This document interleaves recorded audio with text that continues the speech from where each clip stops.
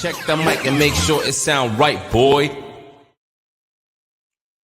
Check mic 1, check mic 2. What's up, y'all? Welcome to the Richest Steve in Atlanta. I'm your host, Stevie Steve, the Richest Steve in Atlanta. And we are back at y'all with episode number 48 in this thing. On your way in the door, make sure you like, subscribe, and leave a comment because you're in for a great show. Today, we will be talking about health and wealth emergencies. Yes, there are two topics that came up that I wanted to talk about. First, the FDA, they finally banned red dye number 3 in foods. And then we're going to talk about emergency funds. So like I said, we're all about health and wealth emergencies today. So on your way in the door, make sure you like, subscribe, and leave a comment.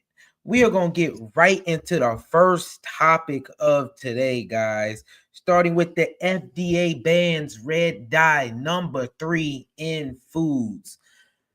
I don't know how many of y'all have actually heard about this or knew anything about this in the past or whatever, but yeah, it's been known for a long time that, red dye or dyes in food in general have not really been the most healthiest things. Like, I know I've been in Europe a lot, and guys, they don't have a lot of the dyes or a lot of the preservatives, a lot of the different things that we put in our processed foods. They're just not allowed to have that there. So every time I go there, a lot of the food is different.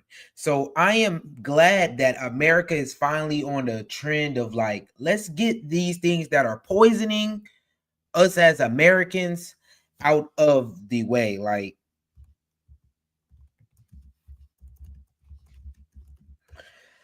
Like I'm just getting here.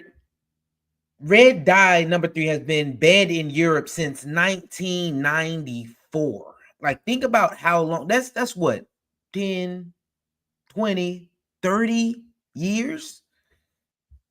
Red dye number 3 has been banned in Europe for 30 years, and in America, we are just now getting the banning this dye. This is just one of many, many dyes and many preservatives and many things that they put in processed food, many chemicals that they put in processed foods. That over this next 4 years with Robert F. Kennedy, or if I said that right, Robert J. Kennedy, I don't even know which one.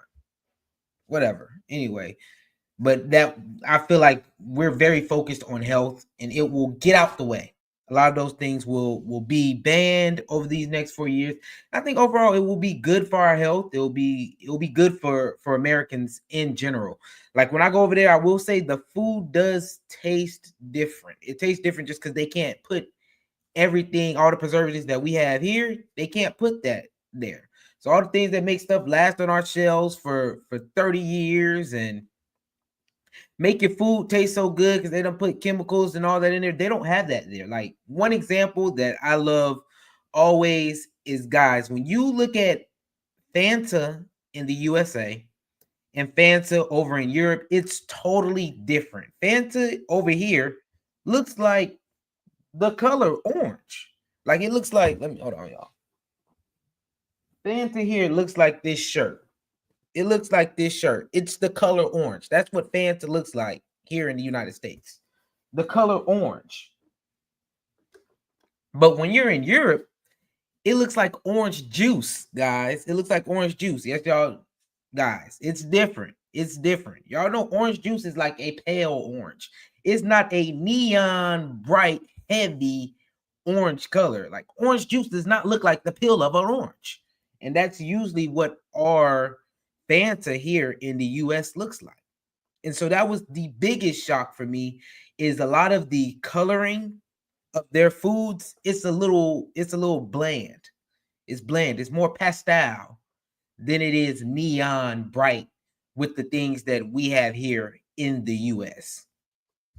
Anyway, y'all, of course, I have a video for this, so let's go ahead and get right on into it.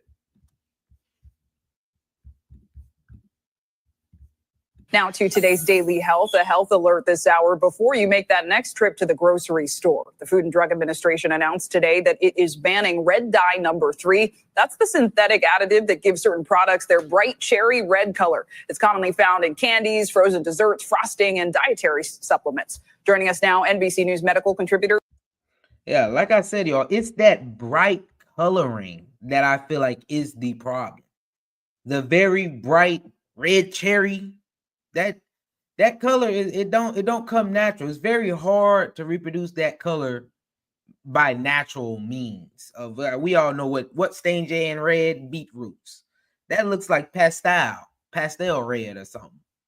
So of course they have to use additives and dyes in the food to make it look those bright red colors. Let's continue. Dr. John Torres. So, Dr. John, this decision actually comes more than 3 decades after the dye was first found to cause cancer in lab rats. So, why is it just being banned now?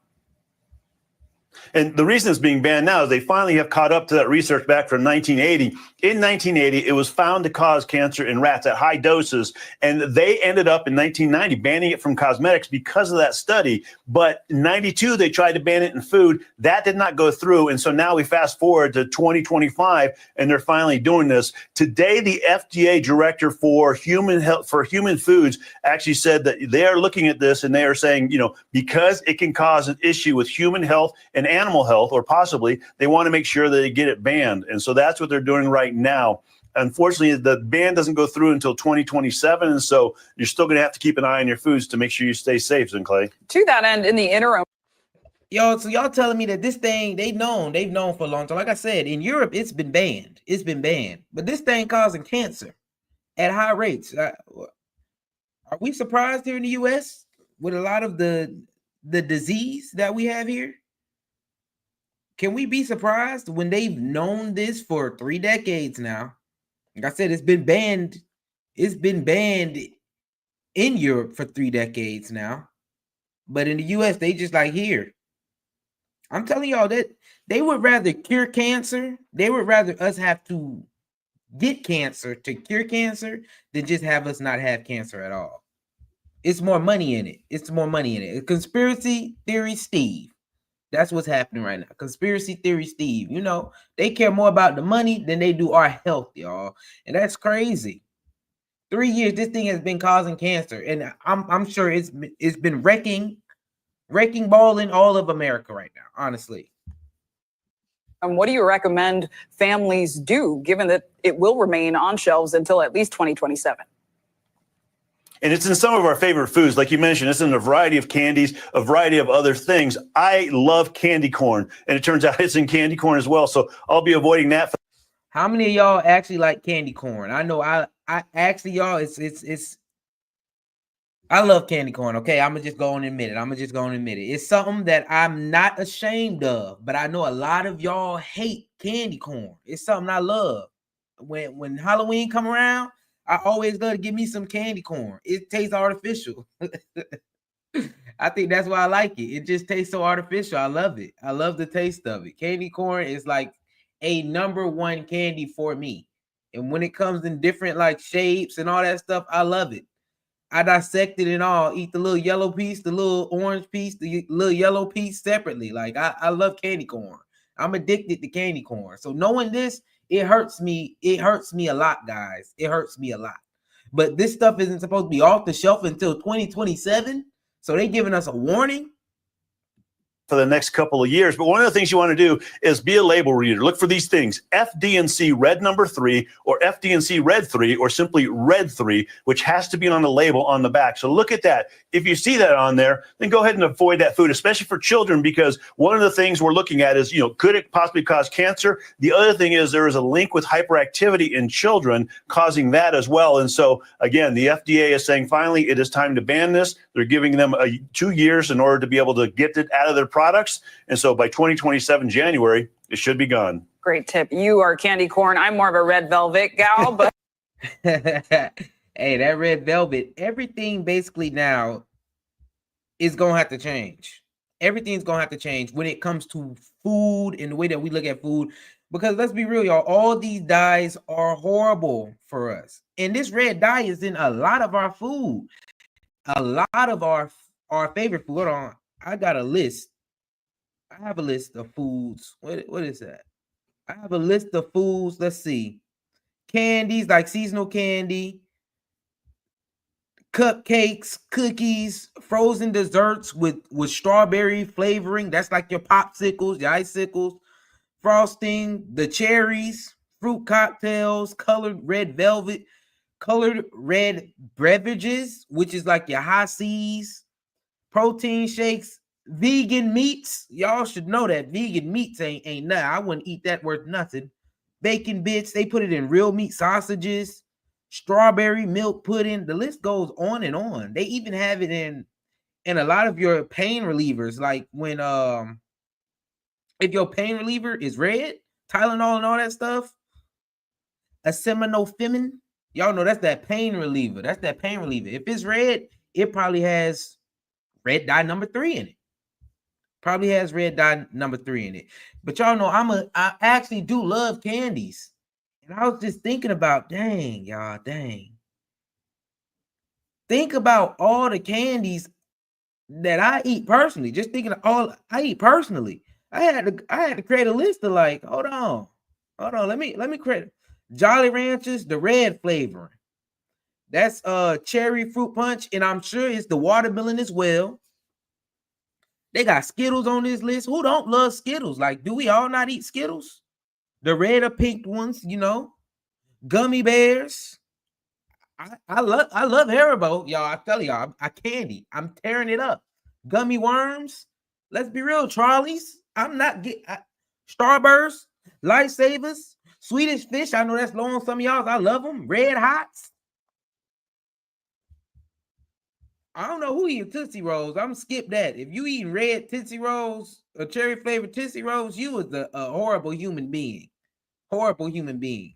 Peeps, the little marshmallows, y'all know those. Them come out. Them gonna be out for Easter. That's right around the corner. Airheads, I like them. Twizzlers, come on. They don't taste that like nothing for real. But we all eat Twizzlers. Annihilators. That sound like some road trip food. Like, gosh, Lee. They got cereals on here. They got chips, sauces, and dressings. Like, come on, y'all. Processed meat. This stuff is all over the place. Like she said, red velvet cake. Like, gosh, Lee. This is crazy. This is crazy. And I have seen over in Europe, guys, where it has been totally like the look of these foods, it looks totally different. It's not the same. So I don't think it's going to be a hard transfer for a lot of these food places, because a lot of the same food we eat here, they eat there as well, guys. They eat it there as well. It's just made differently, and companies are forced to not put these additives that have you addicted or that are bad for your health in your food. Overall, I think this is going to be great for American people. I think this is great for our future, for the future generations. I think we are just starting overall to be more healthy in general, and hopefully the Ozempic epidemic won't even, be much of a problem anymore. Everybody's on Ozempic because honestly, the food isn't just healthy enough, guys. The food here is very bad for you, chemically made to cause disease. So them taking this out, them actually focusing on our health and actually caring for the American people is a great change. I don't know how I feel about boycotting these foods up until they take it out, though. I can see myself when I get home, I'll probably end up getting some red dye number 3 with something. I ain't gonna lie to y'all. Hey, we know how it go. Y'all know how it go. Don't judge me. Just because we get the knowledge don't always mean we implement. You feel me? We don't always implement. So I know for me, this would be a hard one. Like, I would go to the store. I like Doritos. It might have, I like Doritos. Doritos do taste good. But in Europe, y'all, they taste totally different. Y'all food about to change. And some of y'all favorite foods, y'all not gonna like them as much when a lot of these changes, when a lot of these dyes and all this stuff is taken out of your food. All you, I call them hot Cheeto warriors. It don't got no gender to it, but I call them hot Cheeto warriors. The females in high school, they used to come to school and they drink hot Cheeto. I mean, they eat hot Cheetos for breakfast. Hot Cheetos for breakfast with a little soda, something that they sip on for the rest of the day. Hot Cheeto warriors, it ain't gonna be the same no more. Red Gatorade's gonna be out. They can't put they red dye in that no more. Kool-Aid won't be the same. Hey, y'all let me know how y'all feel about the FDA and banning dyes. Leave a comment, like, subscribe, and leave a comment. Let me know how y'all feel about the FDA banning this, because I feel overall it's good for us. It's going to be a change that y'all are going to have to get used to. It's going to be a change that a lot of people are going to have to get used to. I've already, had to digest it a little bit and get with the program because I've been in Europe. But overall, guys, in the long run, it will be for good. It will be for the betterment of humanity overall. That's why I give this a thumbs up in my book. And I think this is a step in the right direction. Speaking of right direction, guys, let's go ahead and get y'all in the right direction of wealth emergencies with an emergency fund for beginners. When it comes to emergency funds, the first place a lot of people hear about an emergency fund comes from Dave Ramsey's 7 Baby Steps. An emergency fund helped me 100% when it came for getting out of debt. An emergency fund helped me 100% when it came to avoiding emergencies or obstacles when it came to finances in my life. A emergency fund 100% helped me achieve my student loan debt payoff goal. I paid off $30,000 by having an emergency fund because I was hit with plenty of financial emergencies along the way, that having that emergency fund helped me out. I don't want to keep this video from playing too long though, so we're going to go ahead and get straight into the video, and then we can talk more about it afterwards. Let's go ahead and let's get to it. According to Bankrate, as of 2024, 27% of Americans don't have an emergency fund, the highest percentage since 2020. If one of your goals is to start building those emergency funds, we are here to help. Lawrence Sprung, Midland Financial founder and author of Financial Planning Made Personal, joins us in studio. Lawrence, great to have you here with us. So as you're trying to build an emergency fund, where is the right place to start? Yeah, so you have to figure out what the amount is that you need or want for the emergency fund, and then start budgeting for it. Create a budget that includes a monthly amount that's going to go towards that emergency fund until you've built that up. So how do you go about the calculus and making sure that you are coming to the right conclusion of what that number should be? Yeah, so that's different for everybody. And depending upon your life facts and circumstances, you'll really want to look at that for your personal situation. For example, if you're in a role that if you lose your job tomorrow, you can replace it very quickly, then you can essentially be on the lower side, maybe 3 to 6 months. If you're self-employed and worried about the ebbs and flows of your business, you might need something in the range of 12 to 18 months, depending. And so where should it be deployed towards as you're thinking about what you've said? All right. So the first thing when it comes to an emergency fund, I want to talk about the amount that your goal for an emergency fund first. When you first go out and you set out to have an emergency fund, there are things that you need to consider in your life to to decide how much of an emergency fund you should have. What goals do you have in your life? What point in your life are you at? All depend on how much of an emergency fund you should have. For example, let's say you're just starting out, but you have a goal to get out of debt. The one that everyone should know is Dave Ramsey's seven ways to get out of debt, 7 baby steps for getting out of debt.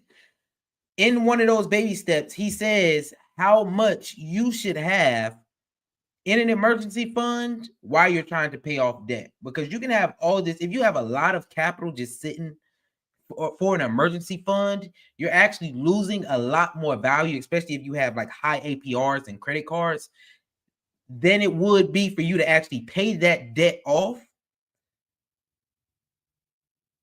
and live at a lower rate in general. So for when you're just starting out, Dave Ramsey says $2,000 is pretty much all you need. For me, that's literally all I needed.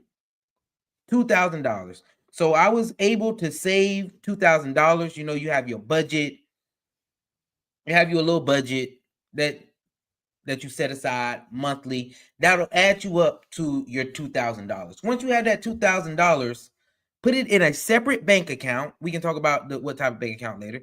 Separate bank account, and just leave it there for any emergency that you may have while you're paying off your debt. This helps you be able to focus on paying off your debt without having anxiety about if something was to come up. It wouldn't derail you from the goal that you had set of paying off your debt. This for me happened, I would say, pretty much every single quarter that I was going towards paying off my debt. Something went wrong with my car, guys. Something went wrong with my car. Most things with your car, a lot of them are simple things, like a pop tire. You know, like a pop tire. You need an oil change. Even though you should be budgeting for that oil change, that should be budgeting your car. A lot of people, you know, it's just like, man, I got to come up with this money for this oil change. You need an oil change. For me, it was batteries going out on me.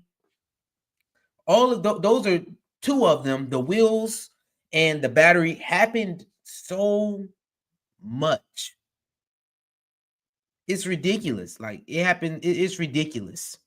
Or you may have an insurance deductible that you have to pay or something like that. Having that emergency fund helps you to still be able to focus on your debt goals while not sacrificing your life. You feel me? You can focus on your goal. You can still hit those goals that you want to hit financially with just having $2,000, and then you just save up and you budget right back up to getting that $2,000 buffer in your pockets. So while I was paying off my debt, that $2,000, it helped me 1,000%.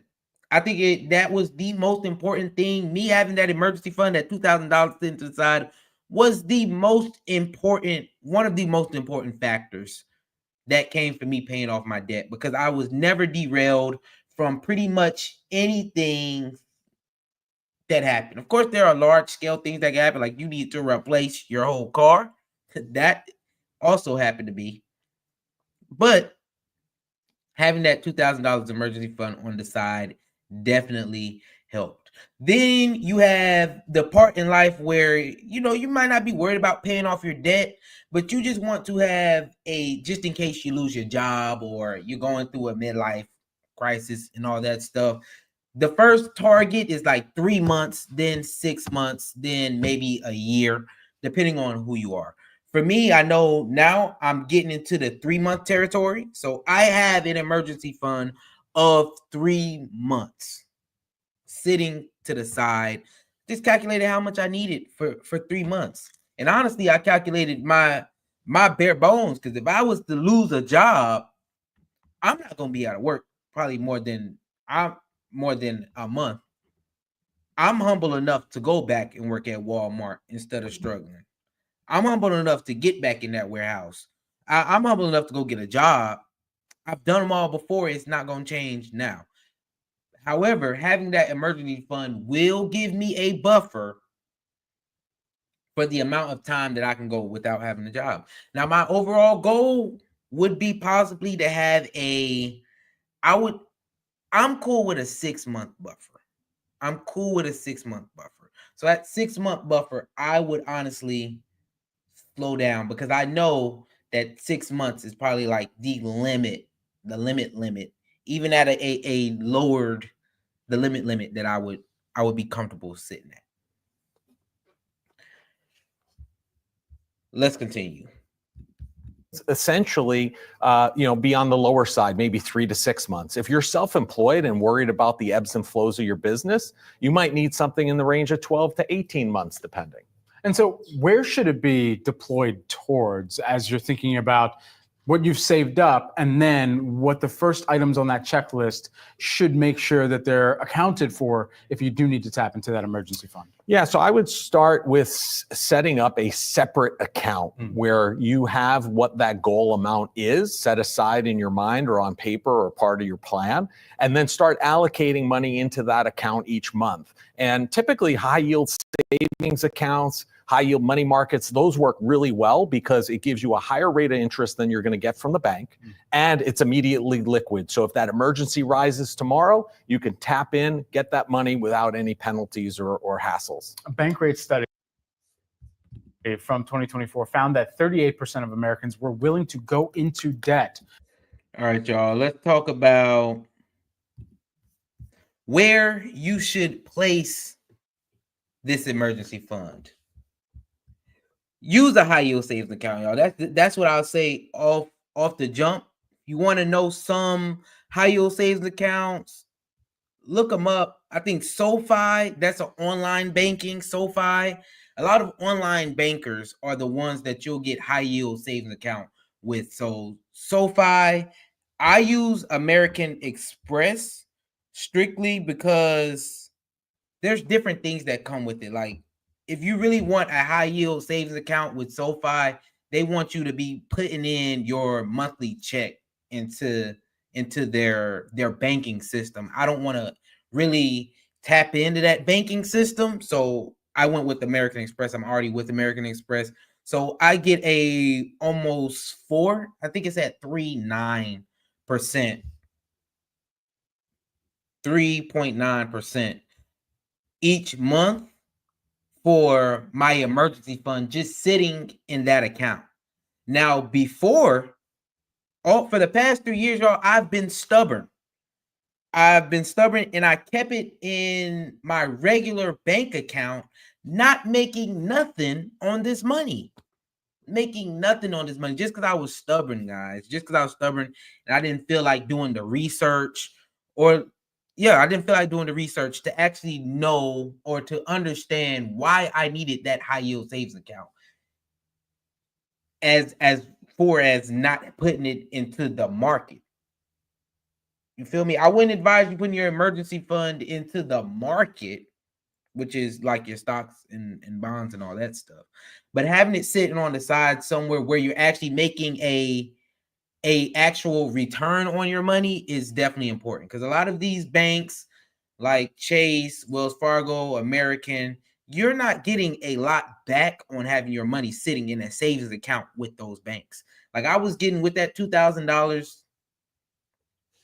was probably seeing like a cent a month, like literally pennies on a dollar. Now I have whatever amount I have sitting in this bank, my American Express high yield savings account. I make now $30 a month because I have about $10,000 sitting in there, but I get $30 a month. Now, if this was sitting in my other account, I'd be getting like 3 cents. And my other savings account, 3 cents.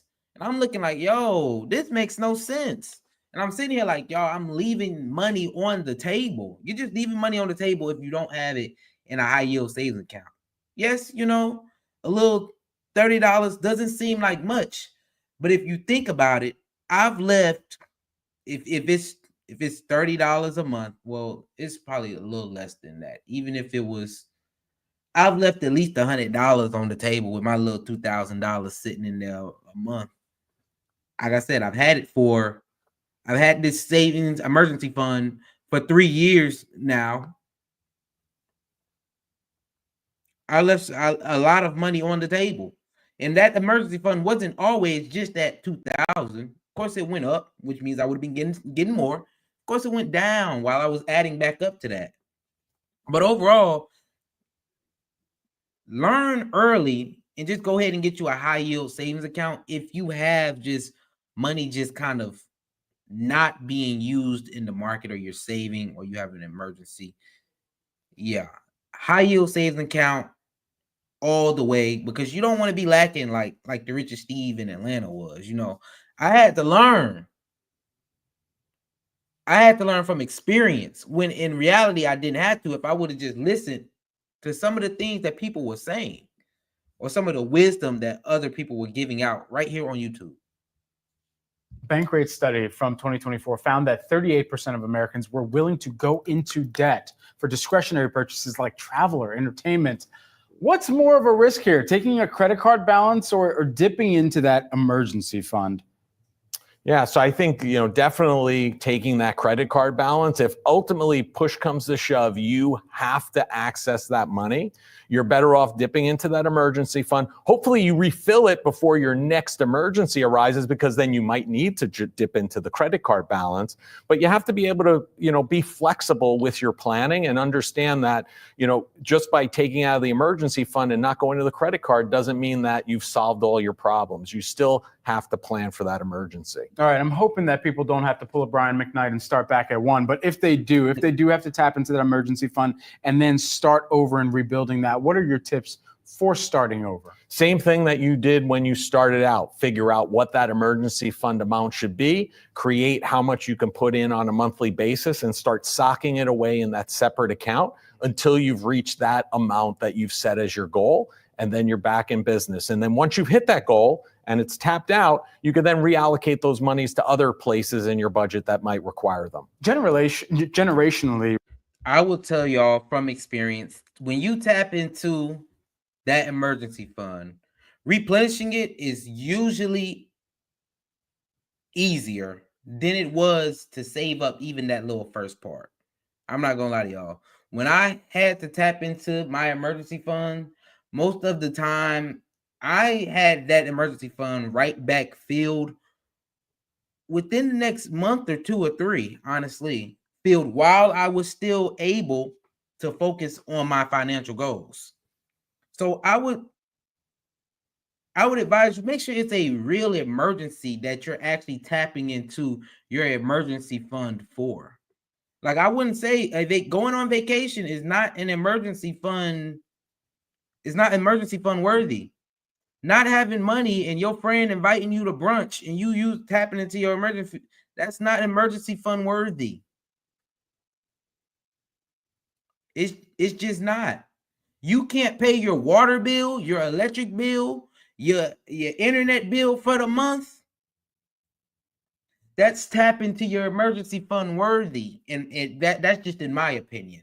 Some people say, no, it got to be even worse than that for you to tap into your emergency fund. Hey, you have to know what is worth you tapping into that emergency fund for, because you don't want to have to keep on taking away from your financial goals to refill this emergency fund for a bunch of bull. Let's be real. For you to go have a good time and play around, you're just derailing yourself doing a lot of those things. Let's go on and finish this up. How does the emergency fund planning shift as you are later on in life versus earlier on, and just doing some larger planning of how you get started? Yeah, so I think earlier on, there's a lot more, risks, right? You can have a risk of losing a job, you have a house. As you age, maybe you don't have. Yeah, I feel like I kind of hit that already. So we don't have to listen to that. Yeah, but y'all, emergency funds is actually a very easy thing for you to have. When you're young, of course, you will not have a big emergency fund, but I'm telling y'all, the peace of mind that I had, knowing that if there was ever an emergency that happened, I would be good. Not to say anything crazy or something, but think about it. It's a lot of incidents that go along. One of your friends might, it's sad to say, one of your friends might need you to bail them out. Might need you to bail them out. Having an emergency fund will definitely help. It's a lot of weird situations. It's a lot of crazy situations, where your emergency fund will help you out. Now, I'll tell you, you may be on vacation one time.